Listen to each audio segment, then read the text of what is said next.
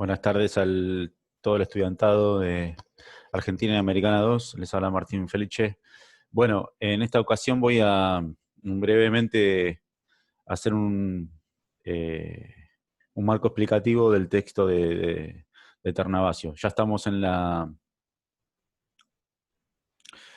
clase 9.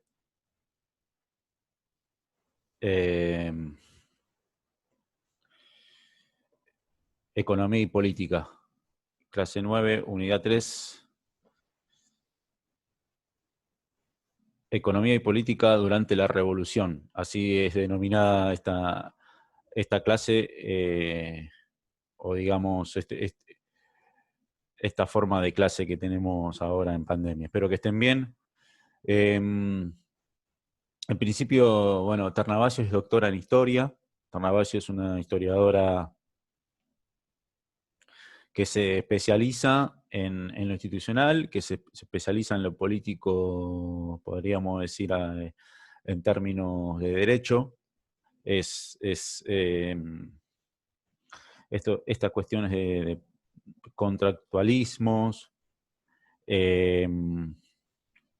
Historiográficamente suele citar al Pelindongui, porque, bueno, como todos los historiadores, desde cualquier visión, o desde cualquier posicionamiento político, al Pelindongui fue, digamos, como el que ha hecho un recorrido, por lo menos en lo fáctico, bastante acertado. Nos vamos a encontrar en el capítulo 1 y 2 del libro Gobernar la Revolución, Poderes en Disputa en el Río de la Plata, 1810-1816, un análisis social, que es lo que sí estuvimos desarrollando antes, pero sí está claro que sí vamos a encontrar, ya la imagen lo está mostrando, la portada, ese camino en el medio, ¿no? Y las posturas de un lado y del otro, y las distintas temporalidades de los gobiernos. Venimos de hablar de la revolución, seguimos hablando de un concepto bastante estructural, que requiere de una matriz heterogénea de análisis, y cuando entramos dentro de la trama, de la seguidilla, de esta trama de seguidilla de gobiernos, a partir de 1810, bueno, ya las temporalidades son distintas y entramos en ya otro tipo de tramas. Gobernar la revolución, poderes en disputa, 1810-1816. En ella, yo, más allá del texto, que ahora voy a brevemente exponer, las categorías semióticas de análisis, bueno, no solo, digamos, lo fáctico de los gobiernos, sino la cuestión de lo que ella considera un régimen político, que es básicamente un conjunto de reglas que regula de manera formal, que manera formal es justamente las problemáticas que va a tener la primera junta, la Junta Grande del Triunvirato, que por lo menos es el capítulo 1 y 2, y la cuestión de las reglas informales, ¿no? Y en términos de coordenadas geográficas, la continuidad del proceso juntista en la península, y en paralelo la crisis institucional que hay en España, los procesos de juntas de España y del Río de la Plata, como en el resto de los virreinatos. Luego, a partir de los procesos revolucionarios, también la trama juntista va a ser similar en España y en el caso del Río de la Plata, que son justamente, bueno, tenemos el poder, ¿ahora qué hacemos? Esto sería en términos ya más, si hablamos en términos marxistas, o como se suele decir, que es más fácil llegar a tomar el poder que luego, ¿qué hacemos con el poder? Tomar el poder no es muy difícil. En México, en la Revolución Mexicana, está la famosa anécdota de estos bandidos rurales que toman el Palacio Mexicano y dicen, ¿ahora qué hacemos? Ya tenemos el poder, no sabemos qué hacer. O sabemos o no estamos formados, o si estamos formados pero no, ¿cómo vamos a sostener? Entonces ahí está esta cuestión, ¿no? Es fácil, más sencillo llegar al poder, tomarlo, pero con eso no alcanza.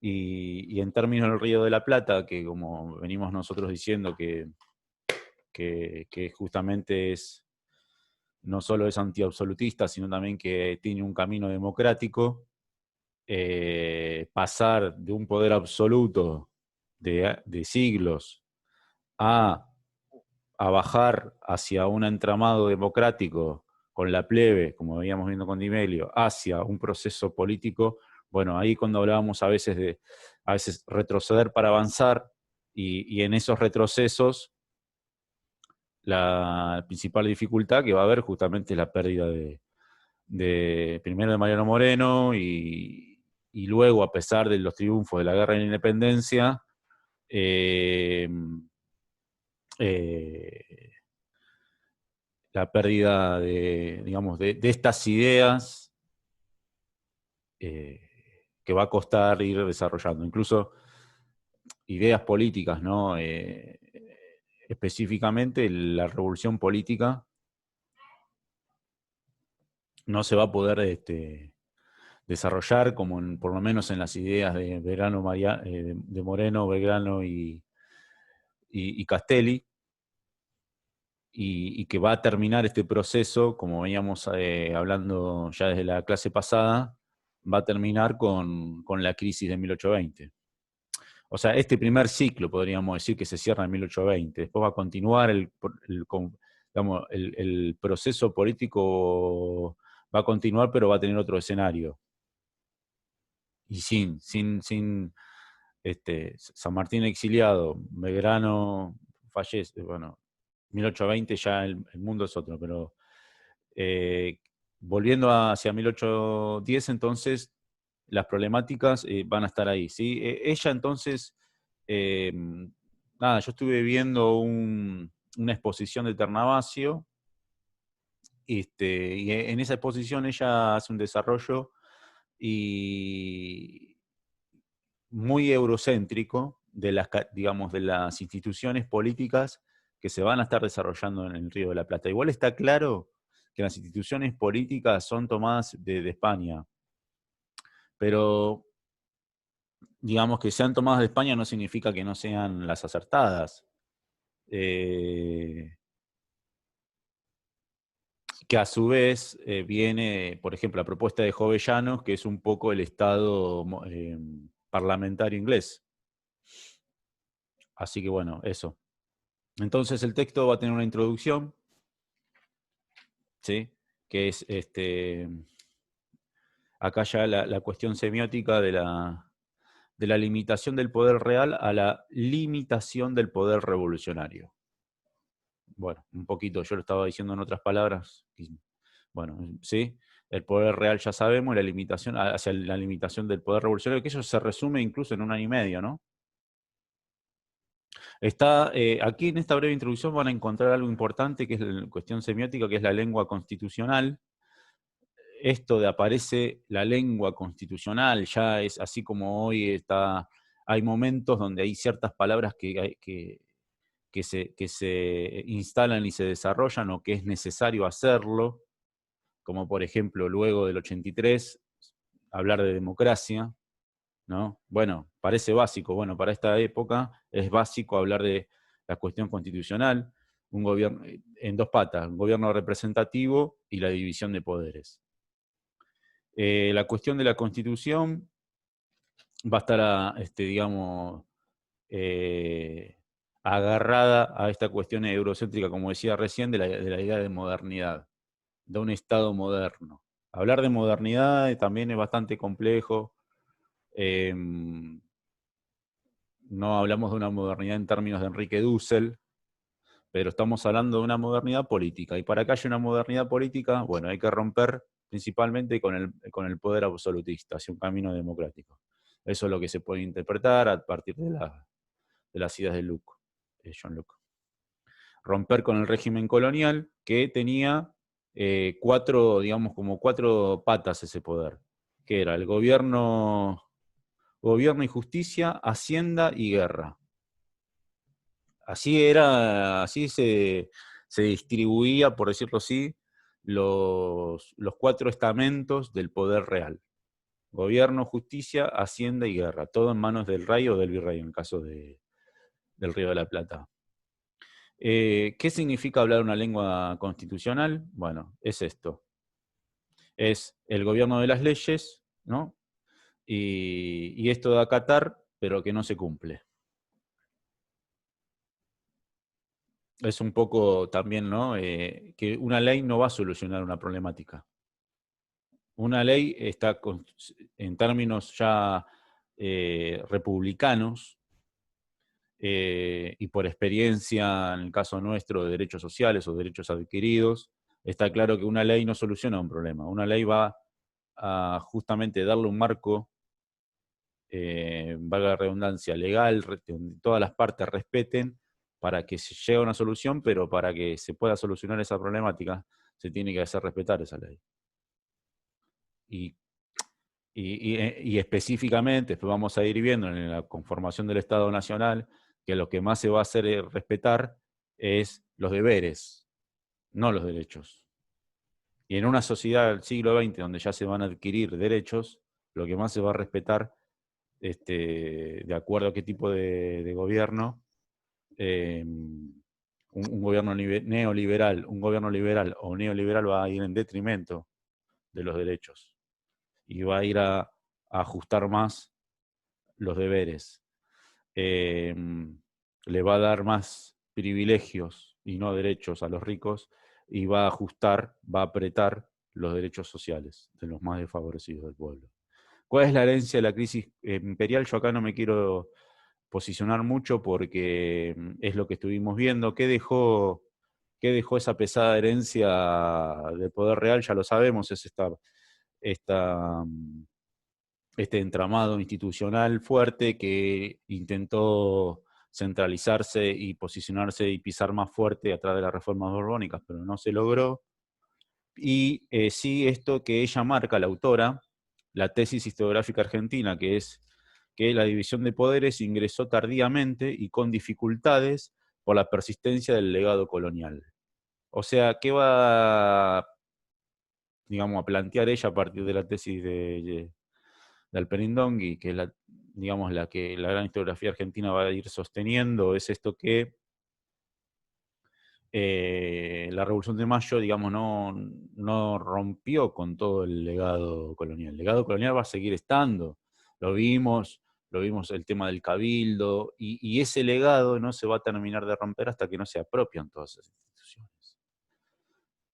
En el caso del cabildo vimos con Di Meglio que bueno, que sí que luego de la revolución, en un momento la plebe se apropia del cabildo como forma de generar el poder para ellos mismos, ¿no?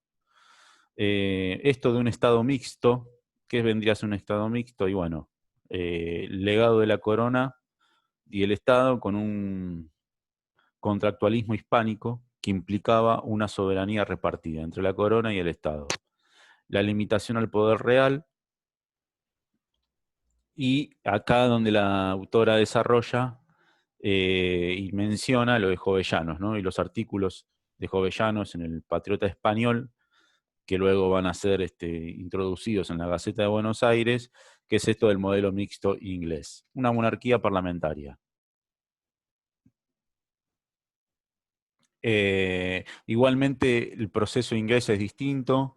El proceso inglés primero tuvo una revolución en la agraria, luego tuvo la revolución política y luego la revolución industrial paralelo. Entonces, previo, ¿no? Y luego la revolución industrial. O sea que es distinto el proceso. Las coordenadas ahí son distintas. Pero claro, para Jovellanos, en la época de Jovellanos, qué mejor que tomar ese modelo inglés como un avance democrático, hacer una instancia democrática. Acá es donde la autora marca la primera fase de la crisis, ¿no? Los procesos, las juntas de la península. Y bueno, el digamos, el desmoronamiento, dice, ahí está, encontraba la palabra, desmoronamiento de todo el sistema institucional, ¿no? Las capitanías generales, las intendencias de provincias y la conformación de las juntas, ¿sí?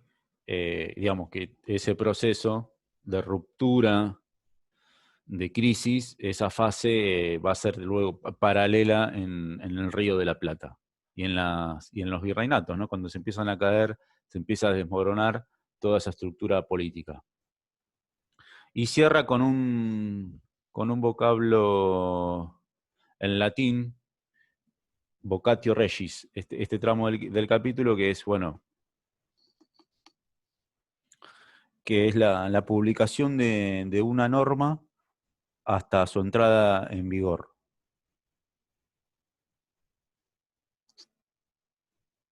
Entonces, ¿qué quiere decir la autora con esto? Y bueno, que hasta que no se pone en vigencia, hasta que no se acciona una norma, digamos, no va a tener implicancias, aunque sí se van a ir publicando primero a través de, por ejemplo, en el caso de Buenos Aires, en la Gaceta. El nuevo orden y su problemática, seguimos en el capítulo 1, el nuevo orden y su problemática legalidad. ¿Qué ella habla de qué habla? Bueno, para nosotros nuevo orden es un concepto que hoy es recontra desarrollado. Cuando estamos hablando del tema de la pandemia, los escenarios, el nuevo orden mundial. Bueno, ¿cuál va a ser el nuevo orden? Porque hablábamos, cuando ella hablamos de nuevo orden, antiguo régimen, ¿no? El absolutismo. Lo que Charamonte también menciona, las viejas, el viejo estado monárquico, ¿sí? Y este nuevo orden moderno, que reemplazo de los miembros de la audiencia y la expulsión de los oidores y del virrey en el territorio rioplatense por la Junta y los gobiernos provisorios. ¿Sí? Ahora empieza lo que es el ejercicio del poder asociado al cuestionamiento del vínculo colonial. Aquí yo anoté como algo singular la cuestión de la trama institucional, que van a ser cuestiones las internas en el propio seno del gobierno patrio, ¿sí? Los dos caminos de Mayo. Uno conducido por Mariano Moreno, Belgrano y Castelli, y el otro por Saavedra. La cuestión es de la justicia, antes y después de la revolución, y otra cuestión, los oidores de la audiencia que fueron expulsados del territorio rioplatense en el mes de junio y los capitulares reemplazados en octubre. Acá ya empieza la cuestión de la división de poderes. División de poderes o concentración del poder. La centralización del poder, estábamos hablando, ¿no? Ya veníamos hablando en las distintas clases sobre los centralismos. Y bueno, acá el poder centralizado en un órgano político, en un colegiado, como ella dice, centralizado en un poder ejecutivo, o establecido a través de lo que nosotros clásicamente conocemos hoy como república, como división de poderes. Que quienes hacen las leyes no son los mismos que tienen que gobernar, o quienes, digamos, el órgano que aprueba las leyes no es el órgano que las ejecuta. Y bueno, y ahí está la trama política, ¿no? Hoy vemos en el presente cuántas leyes hay y cómo un gobierno directamente, puede venir un gobierno e invisibilizar esas leyes o no respetarlas. Entonces, por un lado, la cuestión de la división de poderes, o sea, de mantener una independencia para que no termine siendo un poder concentrado en un órgano solo, pero por otro lado, estos vacíos que quedan en el medio y nada más y nada menos que dentro de un proceso estructural de revolución como fue la ruptura de los procesos emancipatorios, ¿no? La problemática principal que sitúa la autora aquí es en la Junta Grande, que bueno, que había 16 querellantes, que la mayoría eran de las provincias, y ellas eran los que pretendían la división de poderes, en contraposición a los de Buenos Aires, y que esta división de poderes, justamente, y cierra acá diciendo que esta división de poderes tenía como objetivo imponer, que este grupo se pueda imponer sobre el otro, es decir, que los representantes de la provincia, ejecutando la política de división de poderes, logren eh, hegemonizar el poder del otro bando, que es el bando de Buenos Aires.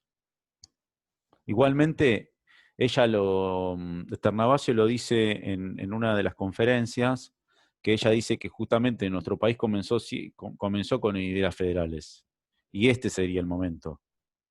Este sería el momento donde los representantes de todas las provincias establecieran una división de poderes, pero también hay que ver en qué términos, ¿no? Porque si cada provincia, o si habría que ver, ¿no? Porque cuando estábamos hablando de provincias para esta etapa, no eran el territorio que teníamos ahora, y también qué implicancias iba a tener mientras tanto Artigas, ¿no? O la experiencia paraguaya en el mientras tanto. Poder colegiado y unidad del poder. Poder colegiado y unidad del poder. Ya estamos en capítulo 2, que este capítulo tiene tres patas. Un gobierno de muchos, que es en donde cierra aquí la autora, ¿no? Que es la Junta Grande. El juntismo y sus límites por la gobernabilidad, una especie de balance, ¿no? Todos los gobiernos tienen un límite, sea el que sea, así sea un gobierno dictatorial al estilo Videla. El frustrado ensayo de dividir el poder.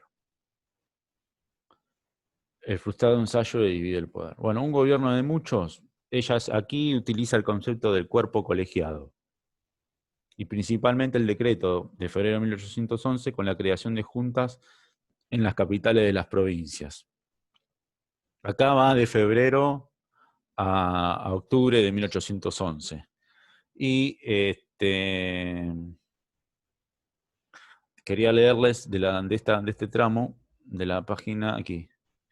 Dice: las Cortes han ocupado el lugar de soberanía nacional, erigida para el ejercicio de la voluntad general, y ya sentada en el carro del gobierno y usando el poder ejecutivo. Si sus funciones son las del primer orden, no puede ejercerlas del segundo, pues el poder ejecutivo con el legislativo no pueden juntarse, sin exponer al cuerpo político a ser presa de la violencia contra la cual fue instituido. Bueno, bien, esto de la división de poderes y de las cortes, ¿sí?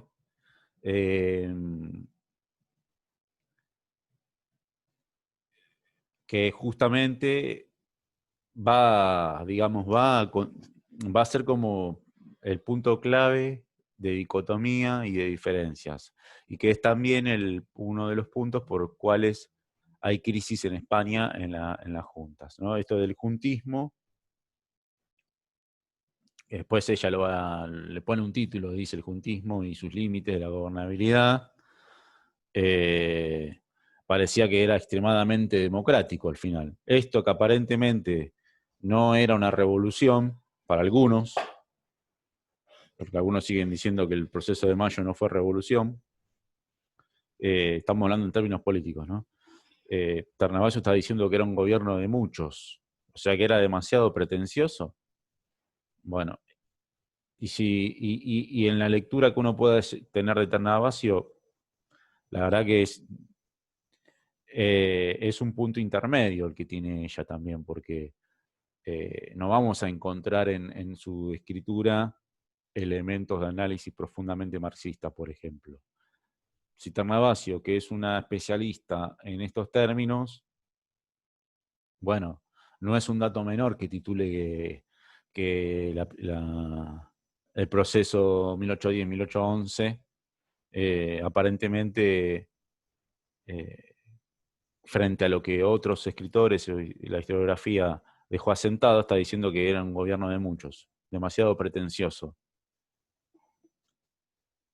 Ahora, cuando hablamos de gobierno de muchos, estamos hablando que un Estado tiene que crear esos cargos y que esa división de poderes genera la creación de toda una estructura política, como la que hoy conocemos, ¿no? Incluso cualquier municipio hoy en la actualidad, o sea, una localidad, un municipio tiene un consejo deliberante, eh, un espacio judicial, ¿no? Y bueno, todo eso a nivel territorio, a nivel nación, es bastante, digamos, es todo un aparato para montar.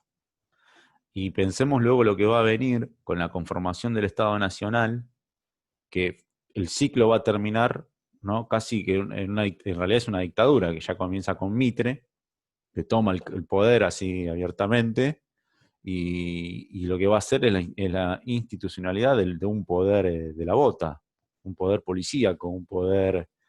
Y de ahí las instancias democráticas no va a volver, no va a haber incluso hasta el inicio del siglo XX con el voto universal, que también con muchas complejidades y fraude, y recién las primeras instancias democráticas luego de la década infame. Así que para hablar de un gobierno de muchos, en la línea de tiempo, y tomamos entonces el proceso de 1810-1811 hasta principios del siglo XX y mediados del siglo XX recién. Ella sigue desarrollando todo el lenguaje, cómo se va a ir dando el entramado de los límites que tiene el juntismo, y la crisis de la península como en paralelo en el Río de la Plata, ¿no?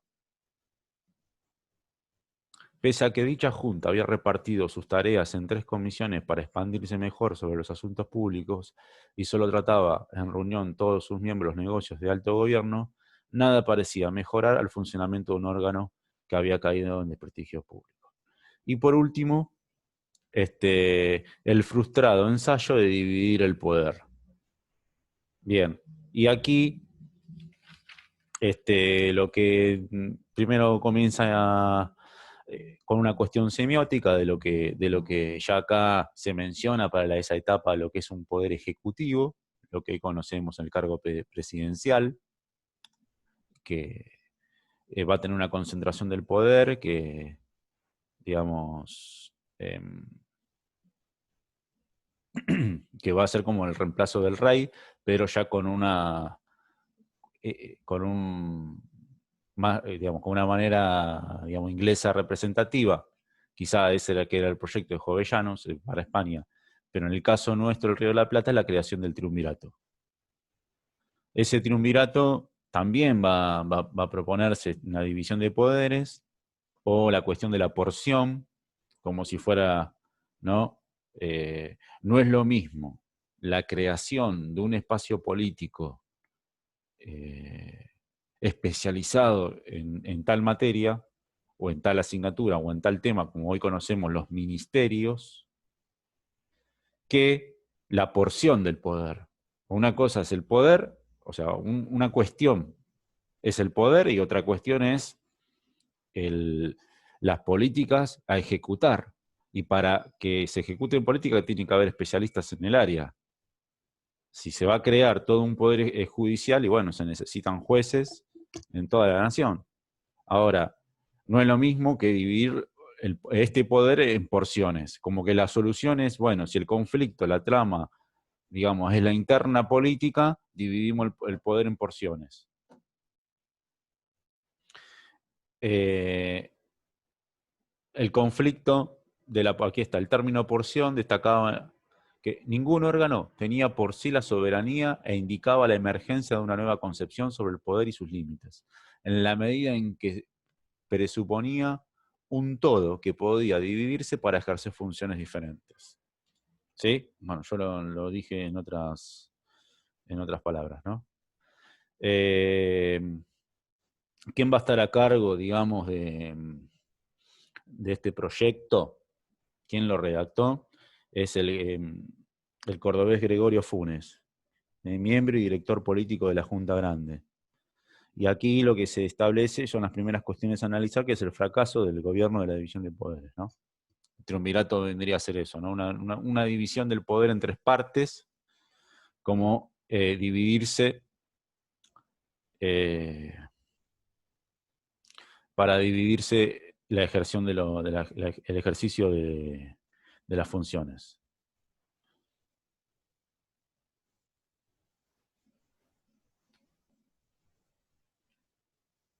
Y por último, que quería destacar, sigue con esto del vocatio regis, esto de ir instalando una normativa hasta que se vaya estableciendo de manera formal. Y está esto también de lo formal y de lo informal, ¿no? O sea, las leyes también se terminan conformando porque se empiezan a establecer esas reglas que son informales, tienen un avance tan importante en la sociedad que luego pasa a ser formal, ¿sí? Como pasa en cualquier tipo de política que se ejecuta, ya sea en detrimento o a favor del pueblo. ¿Sí? Esto de lo que tiene tendencia, luego se establece de manera formal. Y una vez que se formaliza, pierde esa tendencia, pierde ese peso, a veces también, y pasa, ¿no? Se establece una ley, pero luego no se hace valer. Y dice que refuerza la tendencia de los constitucionalistas, ¿no? Bueno, en 1812 va a haber una asamblea constitucional